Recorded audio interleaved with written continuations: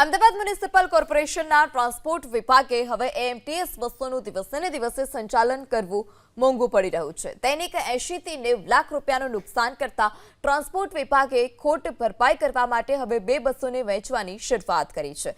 વર્ષ 2018માં એએમટીએસની 14.80 લાખના ખર્ચે એક કુલ 75 નવી બસ ખરીદી હતી।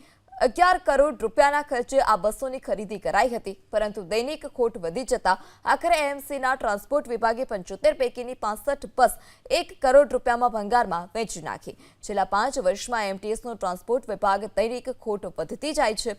એએમટીએસ ખોટ નિવારવા 5 વર્ષમાં 2158 કરોડની લોન લીધી છે।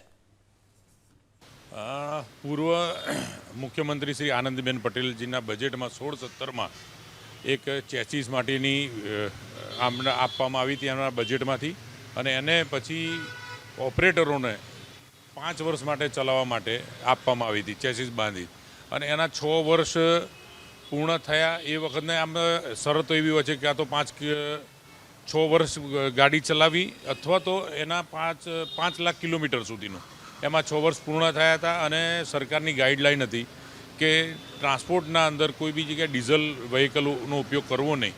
એ અનુસંધાને એનું આયુષ્ય પૂરું થતાં આ બસોને આપણે ભાવ ટેન્ડર કરી અને 2 કરોડ 2 લાખને ઉપરની કંઈક રકમમાં એને આપણે આ વેચી નાખી। નહીં, હવે કેવું છે કે જ્યારે જેની ખરીદી થઈ હોય એ વખતની કિંમત અને એનું જે 6 વર્ષ ચાલ્યું, 6 વર્ષના અંદરથી એની દર વર્ષે જે વેલ્યુ ઘટતી હોય એ પ્રમાણેનું એનું ટેન્ડર કરી અને આપવામાં આવ્યું છે। એટલે જે પ્રમાણેના વ્હીકલો અત્યારે કોઈ બી વ્હીકલો ડીઝલના વ્હીકલોનો ઉપયોગ થતો નથી એ પ્રમાણે આપણે વેચેલી છે।